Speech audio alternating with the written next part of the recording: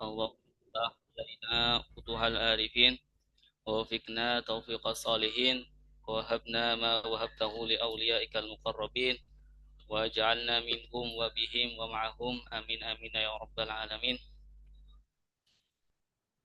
Oke, langsung bismillah ya, melanjutkan materi atau materi baru ya, keutamaan puasa ya. Tadi telah Ustadz Anam menjelaskan tentang pensyariatan puasa. Sekarang alhamdulillah ya, kita bisa mempelajari keutamaan puasa. Jadi dalam puasa atau Ramadan ya, keutamaan Ramadan itu ada keutamaannya. Yang pertama, Ramadan atau puasa adalah ibadah yang diwajibkan kepada seluruh umat. Seluruh umat ya, menjalankan puasa Ramadan adalah kewajiban bagi seluruh umat Islam ya, bagi seluruh kita. Ya, tadi Ustaz Anam telah menjelaskan pensyariatan puasa ya, bagaimana umat-umat dahulu juga pernah berpuasa, diwajibkan berpuasa. Ya, umat sekarang, umat Nabi Muhammad juga diwajibkan oleh Allah Subhanahu wa taala berpuasa. Ya, sebagaimana firman Allah Subhanahu wa taala dalam surat Al-Baqarah ayat 183, Ya ayyuhalladzina amanu kutiba alaikumusyamu kama kutiba alal ladzina min qablikum la'allakum tattaqun. Wahai orang-orang yang beriman, diwajibkan atas kalian berpuasa sebagaimana telah diwajibkan atas orang-orang sebelum kalian agar kalian menjadi orang yang bertakwa. Ya, jadi keutamaan yang pertama adalah puasa, ibadah yang diwajibkan kepada seluruh umat. Yang kedua, keutamaan puasa, Allah langsung yang akan membalasnya dan balasannya tak terbatas. Jadi puasa adalah ibadah satu-satunya yang Allah Subhanahu wa taala sendirilah yang akan membalas. Ya, berbeda dengan ibadah yang lain. Dan balasannya karena Allah sendiri yang membalas, balasannya tak terbatas atau bisa dikatakan unlimited, tak terbatas. Ya, kalau ibadah yang lain misalkan sedekah, ya sedekah itu nanti hartanya dilipat gandakan, pahalanya dilipat gandakan menjadi 10 kali lipat, ya, atau sholat jamaah nanti pahalanya ditambah menjadi 27 derajat ya. Tetapi kalau puasa berbeda karena Allah sendirilah yang akan membalasnya dan balasannya itu tak terbatas sebagaimana ya firman Allah Subhanahu wa taala melalui hadis qudsi ya, hadis qudsi. Jadi perkataan Allah Subhanahu wa taala melalui lisan Nabi Shallallahu alaihi wasallam ya. Qala Allah kullu amal ibni Adam, ya, ini termasuk hadis ya, hadis qudsi. Qala Allah kullu amal ibni Adam lahu illa siyam. Ya. Setiap amal anak Adam ya, manusia itu untuknya, untuk dirinya sendiri ya. Amal ibadah sholat, amal ibadah puasa, amal ibadah apa, amal sedekah selain puasa itu untuk dirinya sendiri, manusia sendiri. Illa siyam, kecuali puasa. Fa innahu li wa ana ajibihi. Maka itu untukku dan aku yang akan membalasnya. Ya, kata Allah Subhanahu wa taala dalam hadis kursinya, mutafakun alaih. Ya, di sini idofahnya ya siam ya, walaupun semua ibadah itu memang untuk Allah ya, semuanya untuk Allah ya, semuanya untuk Allah. Puasa, zakat, sholat, haji, semuanya untuk Allah. Tapi kenapa di sini disebutkan, di hadis qudsi ini disebutkan hanya puasalah yang untuk Allah? Ya, karena ini Allah Subhanahu wa taala ingin memuliakan puasa, ingin mengkhususkan puasa. Sebagaimana ya kita bisa misalkan Ka'bah. Ka'bah itu Baitullah.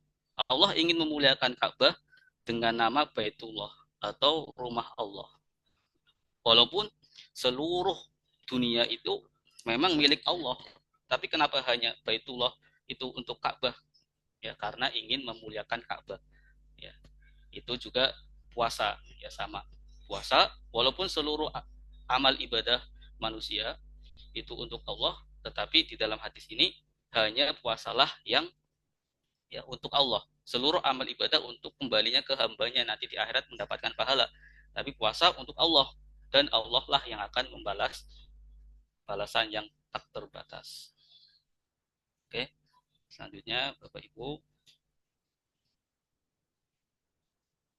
keutamaan puasa selanjutnya adalah puasa sebagai sarana pengendalian diri. Puasa adalah sarana pengendalian diri. Ya bisa mengontrol emosi kita, bisa mengontrol nafsu kita terutama, ya terutama nafsu-nafsu yang kita latih ya di dalam Ramadan, dalam puasa, ya nafsu yang membatalkan puasa, yang bisa membatalkan puasa. Karena kita tahu puasa kemudian ada yang membatalkan puasa, kita jaga, kita tahan, ya, maka hikmahnya atau keutamaan puasa itu sebagai sarana pengendalian diri nanti ketika kita sudah ya keluar Ramadan ya di bulan-bulan selain Ramadan ya.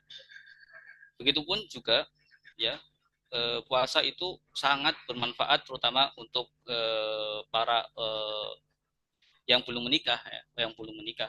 Maka Rasulullah SAW juga menganjurkan para pemuda yang belum mampu menikah untuk berpuasa.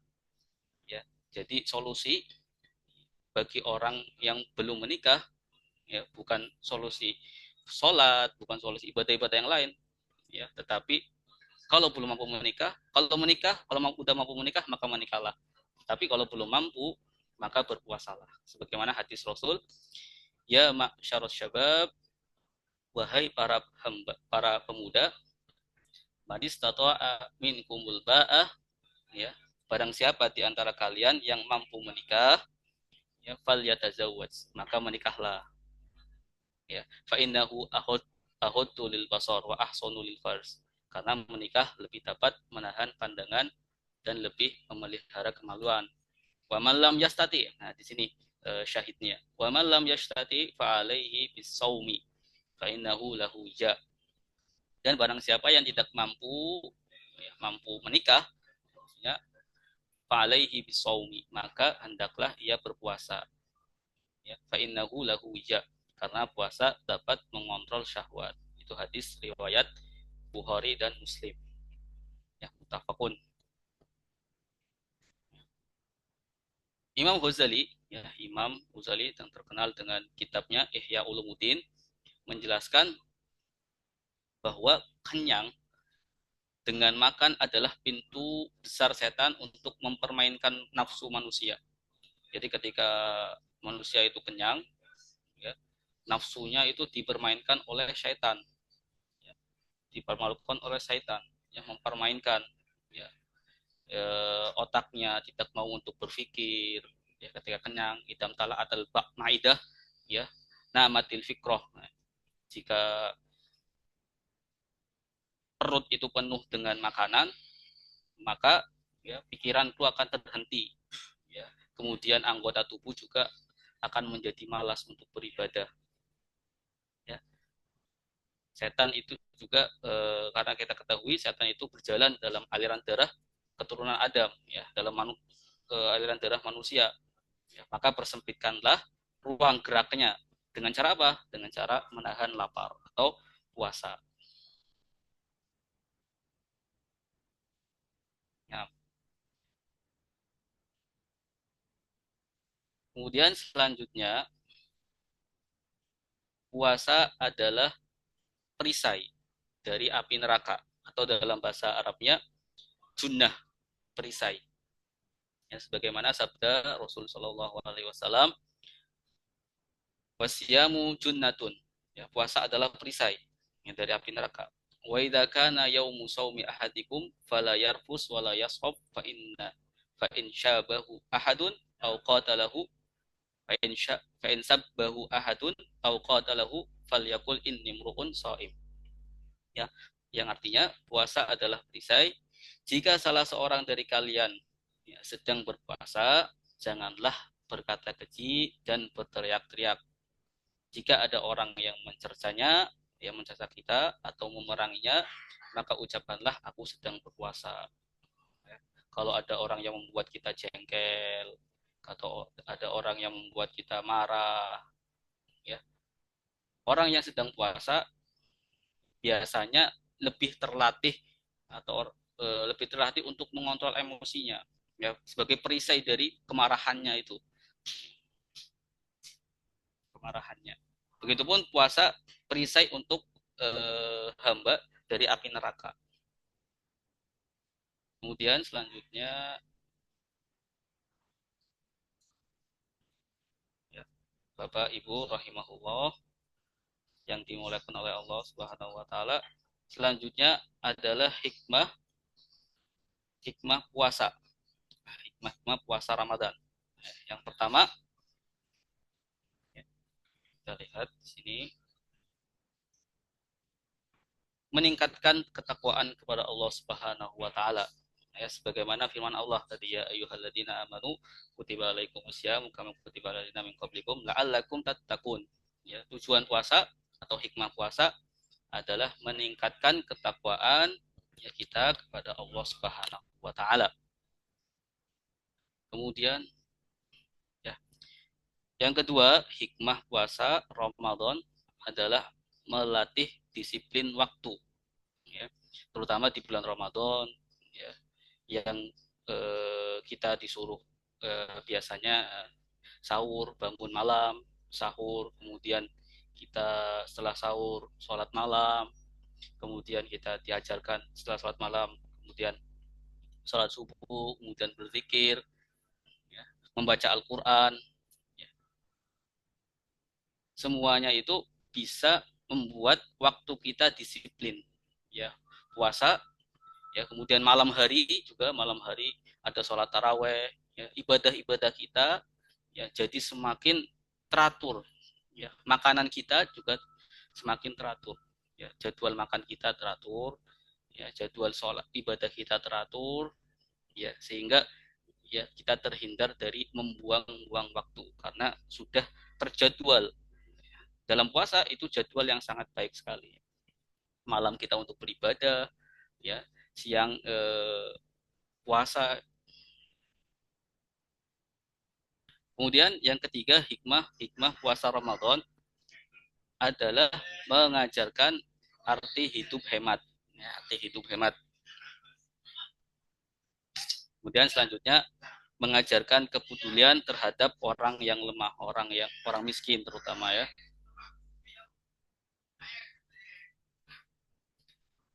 Karena kita merasakan bagaimana orang-orang yang tidak bisa ya makan, ya, tidak menemukan makanan, tidak mendapatkan makanan, ya, mereka yang bingung besoknya mau makan apa, ya, kita bisa merasakannya ketika kita berpuasa, ya, karena ya kenikmatan kenikmatan itu akan bisa kita rasakan ketika ya kehilangan kenikmatan tersebut. Ya, contohnya nikmat sehat, ya, nikmat sehat akan kita rasakan ketika kita sedang sakit, ya, biasanya seperti itu manusia, ya, itu manusiawi. Maka dengan puasa ya kita bisa merasakan ya kepedulian terhadap orang yang lemah, orang yang tidak mampu ya untuk mendapatkan makanan, orang yang kalau kita puasa ya mereka hari-harinya puasa karena tidak bisa menemukan makanan. Kemudian setelah belajar kepedulian itu bisa mendorong rasa syukur, ya, rasa syukur, alhamdulillah ternyata nikmat Allah itu sangat besar, ya, nikmat Allah itu sangat luar biasa yang diberikan kepada kita, rezeki yang diberikan kepada kita. Kemudian Bapak Ibu yang dimuliakan Allah Subhanahu wa taala, kita lanjutkan syarat wajib puasa.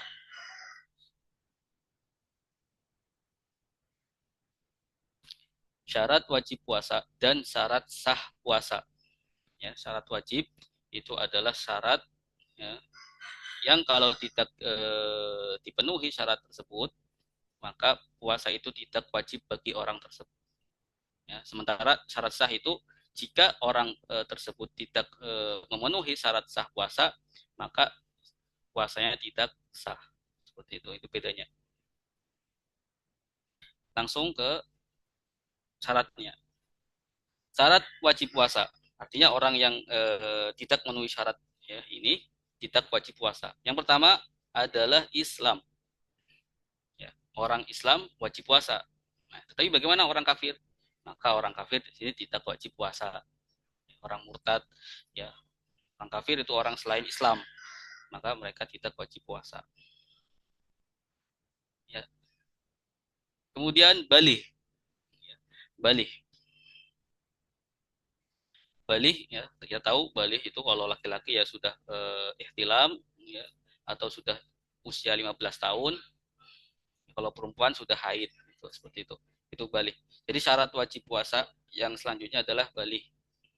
Ya, berarti orang yang masih kecil, ya, orang kecil itu belum wajib puasa, walaupun nanti sah, ya, walaupun nanti sah puasa. Jadi bukan termasuk syarat sah. Ya, ini bisa dibedakan nanti syarat wajib puasa sama syarat sah puasa. Ya, syarat wajib puasa balik. Ya, syarat sah puasa, ya, nanti balik nggak ada. Kenapa? Karena orang kecil tidak apa namanya, tidak wajib.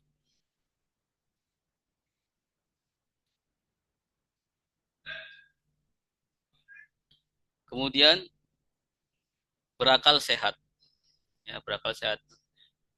Jadi orang yang berakal sehat wajib puasa. Yang nggak nggak wajib puasa, orang gila nggak wajib puasa, atau orang hilang akalnya tidak wajib puasa. Hilang akal bisa karena mabuk, ya, bisa karena gila, ya, itu nggak wajib, ya, puasa. Maka orang-orang yang nggak puasa itu ya digolongkan dengan orang yang tidak berakal sehat. Ya, pengen nggak puasa, ya, jadi orang gila. Kemudian selanjutnya adalah syarat wajib puasa mampu berpuasa. Ya, mampu berpuasa. Orang yang mampu berpuasa wajib berpuasa. Tapi bagaimana kalau orang yang nggak mampu? Maka tidak wajib. Seperti apa? Seperti orang yang sakit, tadi orang yang hamil takut anaknya atau takut dirinya sendiri, ya, atau ada unsur yang lain. Orang pekerja keras, misalkan pekerja keras, kalau puasa itu bisa membuat dirinya eh, sakit, ya, nanti tidak wajib puasa. Mampu berpuasa itu syaratnya, mampu berpuasa. Syarat wajib puasa mampu puasa. Orang-orang yang tidak memenuhi syarat ini, ya, maka tidak wajib berpuasa. Ya. Kemudian syarat sah puasa. Syarat sah puasa ada 4 juga. Ya, yang pertama adalah Islam. Ya, Islam, Islam ada di syarat wajib, ada di syarat sah. Ya. Orang selain Islam, ya, walaupun dia puasa, misalkan 1 tahun dia puasa, ya, karena untuk misalkan dia tahu hikmahnya puasa itu membuat sehat, maka dia puasa, ya, tapi puasanya tidak sah karena dia bukan orang Islam, karena syarat sah puasa adalah Islam. Kemudian selanjutnya adalah berakal, ya, berakal suci dari haid dan nifas, suci dari haid dan nifas, ya, berakal juga menjadi syarat sah puasa. Kemudian suci dari haid dan nifas, ya, orang yang haid, ya, tidak sah puasanya walaupun dipaksakan, ya. Haid misalkan dia suka ibadah sekali, pengen ibadah kepada Allah, tapi dia dalam keadaan haid atau nifas. Haid itu darah, ya, bulanan. Kalau nifas itu darah setelah melahirkan. Maka tidak sah puasa dari orang yang tidak berakal dan eh, apa dalam keadaan haid dan nifas. Bahkan haram, ya, haram haram berpuasa. Ya, orang haid haram berpuasa. Orang nifas haram berpuasa. Kemudian berakal sehat. Oh, ini berakal, ya berakal sehat. Sudah. Kemudian yang terakhir adalah telah masuk waktu puasa. Telah masuk waktu puasa. Artinya kalau eh, belum Ramadan, ya, kalau dia puasa Ramadan, niat puasa Ramadan masih Syakban misalkan. Sekarang ya dia niat puasa Ramadan sekarang, ya kemudian puasa besoknya, ya maka tidak boleh, ya, tidak sah puasanya, ya, tidak dianggap. Itulah syarat wajib dan syarat sah puasa. Kemudian selanjutnya kita bisa melihat rukun puasa. Ya, rukun puasa. Rukun adalah sesuatu yang jika tidak dipenuhi, ya, salah satu dari rukun puasa ini, maka puasanya tidak sah. Rukun menjadi pondasi, ya, rukun itu pondasi. Ya, rukun puasa cuma ada dua ya. Yang pertama adalah niat berpuasa. Ya, niat berpuasa. Ya, waktunya niat itu sebelum fajar. Waktu niat sebelum fajar. Ya, jadi niat itu ya satu-satunya ibadah. Ya, ini pengkhususan niat lagi di dalam puasa ya. Niat itu kan biasanya dibarengi dengan melakukan kegiatan tersebut. Misalkan niat wudhu, ya niat wudhu. Niat itu letaknya di dalam hati. Maka ketika misalkan niat wudhu, ya niatnya itu pas ketika kita mau membasuh muka niat wudhu. Ya. Tetapi dalam puasa itu berbeda. Ya, dalam puasa berbeda. Niat boleh dilakukan sebelum berpuasa sendiri, ya sebelum berpuasa, yaitu sebelum fajar. Ya, puasa kan dari fajar sampai terbenamnya matahari atau maghrib. Tapi boleh niat itu tidak berbarengan, niat puasa tidak berbarengan dengan puasa itu sendiri. Ya, artinya boleh sebelum fajar, ya malam hari.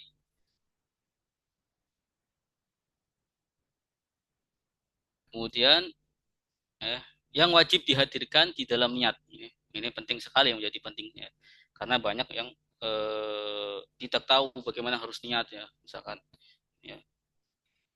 Di sini yang wajib dihadirkan di dalam niat itu ada tiga, ya ada tiga. Yang pertama adalah bermaksud berpuasa. Ya, aku ingin puasa, ya berniat berpuasa itu pertama, ya. Jadi kalau orang itu nggak ada niat berpuasa, ya tiba-tiba dia puasa misalkan, ya puasanya tidak sah tentunya. Kemudian yang kedua, meyakini kefarduannya, ya meyakini kefarduannya bahwa puasa yang akan dilakukan adalah wajib.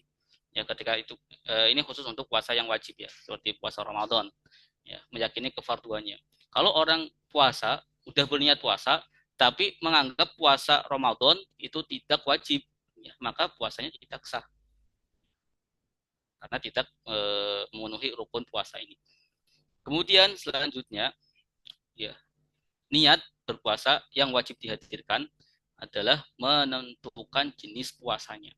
Ya kalau kita puasa Ramadan, ya, niat puasa Ramadan, ya niat puasa Ramadan. Contohnya ini kita bisa lihat ya, dalam bahasa Indonesia. Kalau dalam bahasa Arab, ya, nawa itu sauma godin, ya, fardo. Kalau dalam bahasa Indonesia, cukup aku berniat puasa fardu, ini fardu Ramadan. Saya berniat ini bermaksud berpuasa. Ya, kemudian puasa atau fardu itu kefarduan, meyakini kefarduannya atau kewajibannya. Kemudian Ramadan itu menentukan jenis puasanya. Jadi minimal, ya minimal dalam berniat itu ada dalam hati kita, aku berniat puasa fardu Ramadan, ya, aku berniat puasa fardu Ramadan. Kalau kurang dari ini, ya puasanya tidak sah. Misalkan di sini aku berniat puasa saja tanpa ada fardu Ramadan, ya, atau tanpa ada Ramadan, cuma aku berniat puasa fardu, maka puasanya tidak sah atau niatnya tidak sah. Kalau niatnya nggak sah, ya berarti rukunnya, ya itu cacat. Kalau rukunnya cacat, ya berarti puasanya tidak diterima dalam segi fikihnya. Niat puasa tentu tidak harus memakai bahasa Arab. Ya, boleh dengan bahasa Indonesia tadi. Aku berniat puasa fardu Ramadan. Ya, kemudian selanjutnya catatan tentang niat. Ya, catatan tentang niat kita bisa lihat. Ya, semua niat dalam ibadah adalah dilakukan di awal memulai pekerjaan. Ya, ibadah kecuali puasa yang cara niatnya adalah bisa di malam hari jauh-jauh sebelum fajar sotik terbit. Oke, tadi sudah jelasin. Kemudian perbedaan ulama dalam niat. Ya, perbedaan ulama dalam niat. Ya, ulama beda pendapat ini. Bahkan madhab, ya, berbeda madhab. Kalau dalam Imam Syafi'i, dalam madhab Syafi'i ya, yang kita anut, ya, niat itu wajib satu kali setiap malam. Ya, jadi kalau puasa Ramadan 30 hari, maka wajib 30 kali niat di malam hari. Ya, harus dilakukan malam hari. Ya, harus dilakukan di malam hari. Kemudian perbedaan pendapat yang kedua adalah mazhab Malik. Ya, mazhab Malik, Imam Malik boleh menggabungkan niat di awal puasa selama 1 bulan penuh. Ya, jadi Imam Malik membolehkan ibadah 1 bulan penuh, ya, berniat 1 bulan penuh. Ya, misalkan di awal Ramadan, ya dia berniat puasa 1 bulan penuh dalam Ramadan. Ya, maka menurut mazhab Maliki niat itu sah untuk seluruh puasa Ramadan. Ya, dengan syarat sebulan itu nanti tidak terputus dengan batalnya puasa. Contohnya terputus di hari ke-15 karena haid, ya maka mau puasa berikutnya wajib dia niat kembali. Wajib dia itu menurut madhab Maliki. Ya. Kemudian menurut madhab Abu Hanifah, ya itu jika berniat setelah terbitnya matahari tetap sah. Ya, berbeda dengan madhab sebelumnya. Kalau madhab sebelumnya di malam hari, ya, tentu di malam hari. Nah, tapi kalau madhab Abu Hanifah, kalau misalkan kita lupa, ya malamnya berniat, kemudian paginya, ya paginya dia baru ingat. Nah, tetapi ingatnya itu ketika dia belum pernah melakukan sesuatu yang membatalkan puasa, ya maka kata Imam Abu Hanifah itu diperbolehkan. Ya. Nanti dampaknya apa di sini? Dampaknya nanti berhubungan dengan perbedaan ini, dampaknya berhubungan dengan orang yang lupa, ya malamnya tidak berniat, kemudian ingatnya ketika siang hari, ingatnya ketika siang hari. Karena niat itu rukun, maka menjadi penting sekali mengetahui ini. Ya, kalau misalkan lupa, ya sebaiknya, ya menurut Imam Syafi'i sendiri, sebaiknya kita ya pada awal malam bulan Ramadan kita berniat puasa sebulan penuh, ya mengikuti Imam Malik di sini, puasa sebulan penuh, ya mengikuti Imam Malik. Takutnya nanti pas hari keberapa ya kita lupa niat, ya, tetapi tetap ya kita harus berniat di malam hari, ya setiap harinya. Kemudian selanjutnya, ya rukun puasa selanjutnya adalah menahan diri dari yang membatalkan puasa. Ya, menahan diri dari membatalkan puasa dari mulai terbit fajar, subuh sampai ke terbenam matahari. Ya. Membatalkan puasa nanti ada sendiri, ya di sini makan, minum, ya, hubungan seksual, muntah dengan sengaja, haid dan nifas, murtad. Nah, di sini sekarang perkara yang apa saja yang membatalkan puasa? Ya, perkara apa saja yang membatalkan puasa?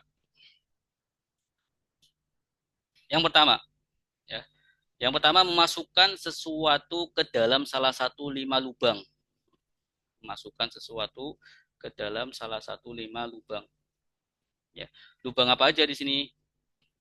Ya, yang pertama mulut. Ya, mulut. Yaitu ya di saat kita memasukkan sesuatu ke dalam mulut, ya, dengan sengaja, ya maka puasanya batal. Maka puasanya batal. Kemudian yang kedua hidung. Hidung juga bisa membatalkan puasa ketika kita memasukkan barang, ya barang sesuatu. Ya, tapi tentu dengan batasannya, ya batasan hidung mana, ya nggak cukup kita cuma kalau dalam kita mungkin biasanya saya kebiasaan ngupil misalkan, itu membatalkan puasa nggak? Itu belum sampai membatalkan puasa karena ada batasannya, ya batasannya dalam hitung adalah batas bagian yang jika kita masukkan air, ya kita masukkan air misalkan ke dalam hidung, maka hidung itu kita akan terasa panas, ya kalau kita air itu sampai situ, kita akan terasa panas, tersengat gitu. Yaitu hidung bagian atas yang mendekati mata. Ya, itu sampai situ. Ya, orang mengupil nggak sampai situ. Tapi untuk menjaga kehati-hatian ya jangan. Kemudian selanjutnya masukkan ke dalam telinga bagian dalam, ya, telinga yang tidak bisa dijangkau oleh jari kelingking. Ya, ketika kita masukkan jari kelingking, ya sampai pol, ya mentok, ya, ya di luar itu atau sampai mentok, dan ya selanjutnya adalah membatalkan puasa. Misalkan pakai cotton bud, ya, cotton bud kan lebih kecil dari jari kelingking, ya, kemudian dimasukkan, yaitu bisa lebih dalam lagi, itu bisa membatalkan puasa. Ya, maka hati-hati. Kalau cuma headset itu kan enggak, ya cuma masuk ke dalam itu. Kemudian jalan depan, ya, jalan depan. Ketika kita buang air kecil, kalau ketika dimasukkan, ya, selang misalkan dalam pengobatan, ya tetap itu membatalkan puasa. Ya, walaupun uzur misalkan, tapi tetap nanti dikodok karena membatalkan puasa. Kemudian jalan belakang juga sama, membatalkan puasa. Kemudian hal-hal yang membatalkan puasa selanjutnya adalah muntah dengan sengaja. Yang muntah dengan sengaja akan membatalkan puasa. Ya, ya misalkan sengaja mencari bau, ya dia tahu kalau dia mencium bau durian, ya durian, ya, dia akan muntah. Ya, maka ketika dia mencium bau durian dengan sengaja, maka muntah, maka menjadi batal. Kecuali tidak sengaja, maka tidak batal. Kemudian selanjutnya adalah ya, bersenggama atau melakukan hubungan suami istri di siang hari, ya, di bulan Ramadan. Ya, nanti juga ada ketentuan hukum ini, ya, ketentuan hukum orang yang melakukan ini ketika siang Ramadan, ya ada kafaratnya, ya, ada kafaratnya. Bukan hanya membatalkan puasa, ya ada hukumannya sendiri. Ya. Kemudian selanjutnya hal-hal yang membatalkan puasa, Bapak Ibu yang dirahmati Allah, adalah mengeluarkan air mani. Ya, mengeluarkan air maninya di sini disifati dengan sengaja. Maksudnya adalah mengeluarkan mani dengan sengaja, dengan apa? Dengan mencari sebab keluarnya mani. Ya, dengan mencari sebab keluarnya mani. Contohnya ketika ada orang tahu bahwa jika dia mencium istrinya, misalkan siang-siang Ramadan, dia tahu ketika dia mencium istrinya, ya pasti keluar maninya. Ya. Maka ketika dia mencium istrinya, ya keluar mani, batal puasanya. Batal puasanya. Tapi pengecualian di sini kalau tidak sengaja, ya tidak batal, tidak sampai batal. Kalau mau keluar air mani, mimpi basah misalkan, ya siang-siang hari, ya mimpi basah siang hari keluar air mani, ya, karena tidak sengaja karena mimpi, ya bukan kehendak kita, maka tidak membatalkan puasa. Kemudian selanjutnya hilang akal, ya, waktu yang membuat batal puasa adalah hilang akal. Ya, di sini hilang akal dibagi menjadi tiga. Ya, orang yang hilang akalnya ada tiga. Yang pertama orang gila. Orang gila itu ya hilang akal seluruhnya, ya. Hilang akal seluruhnya. Maka orang gila itu batal puasanya. Misalkan tiba-tiba di siang hari kita puasa, oh, naudzubillah, gila, ya maka ya batal puasanya. Kemudian yang kedua, ya termasuk hilang akal adalah mabuk dan pingsan. Mabuk dan pingsan. Ya di sini ada pembagiannya, ada perinciannya. Ya, apa sih mabuk dan pingsan yang bisa membatalkan puasa? Ya, yang membatalkan puasa itu ya dengan mabuk pingsan dengan sengaja. Ya, mabuknya dengan sengaja. Ya, misalkan mencium, apa yang bisa membuat dia mabuk, ya, hilang akal. Ya, maka kesengajaan itulah yang membuat dia batal puasa. Ya, ya tapi kalau pingsan sebentar, ya misalkan karena upacara misalkan, ya itu tidak membatalkan puasa. Kalau sebentar, tentunya kalau sebentar. Tapi kalau lama sehari penuh, hilang akal, pingsan sehari penuh, nah itu tidak sah puasanya. Ya, tidak sah puasanya. Kemudian selanjutnya tidur. Ya, tidur itu tidak membatalkan puasa. Ya, walaupun terjadi seharian penuh. Ya, tetapi dia mengurangi pahala puasa tentunya. Tidur dari fajar sampai terbenam matahari itu tidak membatalkan puasa, tapi ya mengurangi pahala puasa. Kemudian selanjutnya yang membatalkan puasa adalah haid atau nifas. Haid atau nifas. Ya, orang yang haid, ya tiba-tiba haid misalkan di siang Ramadan, maka puasanya batal. Tapi dia wajib betul ya kalau puasa. Kemudian atau nifas. Ya, nifas. Nifas itu adalah darah setelah melahirkan. Kemudian yang terakhir adalah murtad atau keluar dari Islam. Ya, sesuatu yang membatalkan puasa, murtad atau keluar dari Islam. Ya, misalkan sebab-sebab murtad kan banyak ya. Murtad itu ada murtad ya keyakinan, meyakini bahwa misalkan ada Tuhan selain Allah, misalkan. Ya, naudzubillah, Allah. Kemudian ada murtad yang ucapan, ya misalkan ucapan apa? Ya, mencela Nabi, ya mencela Nabi, misalkan ya banyak ya ucapan-ucapan mencela Nabi, mencela eh, syariat Islam gitu, yang bisa membuat orang itu murtad. Kemudian ada murtad yang sejenis kelakuan, misalkan kelakuan perbuatan, misalkan dia tiba-tiba di siang hari Ramadan dia sujud kepada berhala, ya sujud kepada patung, itu perbuatan yang bisa membuat orang murtad. Maka di saat itu juga dia batal puasanya. Ya, jika catatan ini, jika seorang kembali memeluk Islam, maka dia harus mengganti puasa yang telah batal. Misalkan orang ini Islam, kemudian dia puasa, ya di tengah-tengah puasa dia murtad, ya setahun berikutnya, ya murtad kan nggak batal puasa, nggak boleh puasa juga. Ya, di tengah-tengah murtad, ya, itu nanti dia misalkan dia kembali ke Islam lagi, maka puasa yang ia wajibkan di tengah-tengah murtad itu wajib ia gantikan ketika dia kembali masuk Islam. Ya, berbeda orang kafir yang masuk Islam. Orang kafir masuk Islam misalkan dalam usia 40 tahun baru masuk Islam, ya maka ya kewajiban-kewajiban sebelumnya enggak ada, dosa-dosanya hilang, ya tidak wajib mengkodonya. Beda sama murtadnya, Islam kemudian murtad kemudian Islam lagi, nanti di tengah-tengah murtad juga kewajiban apa yang ia tinggalkan, sholat, puasa, ya wajib dibayarkan setelah puasa, setelah masuk Islam kembali. Oke, Bismillah.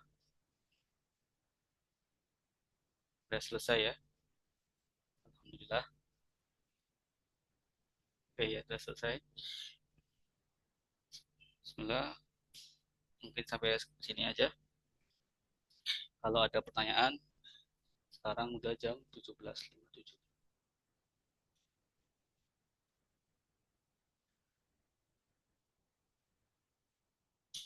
Kalau tidak ada pertanyaan, kembali ke Ustaz Anam. Khairul Anam, Ustazna. Baik, terima kasih Ustaz Ilham. Ada pertanyaan silakan kalau ada.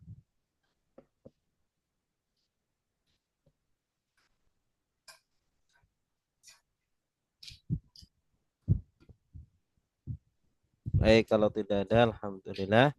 Ya, nanti Bapak Ibu nantikan untuk webinar kita berikutnya, insya Allah akan kita adakan setiap bulannya, insya Allah ya.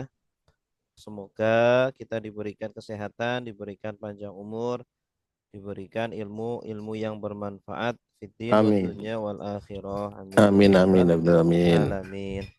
Nanti rekamannya insya Allah kita akan share di grup webinar ini. Silakan yang mau menyimak lagi untuk lebih menguasai lagi ilmu yang kita pelajari pada hari ini. Mari kita tutup bersama dengan baca doa kafaratul majlis. Subhanaka kalau Ada yang mau bihamdika ditanyakan, asyhadu an la ilaha illa anta astaghfiruka wa atubu ilaik. Alhamdulillah.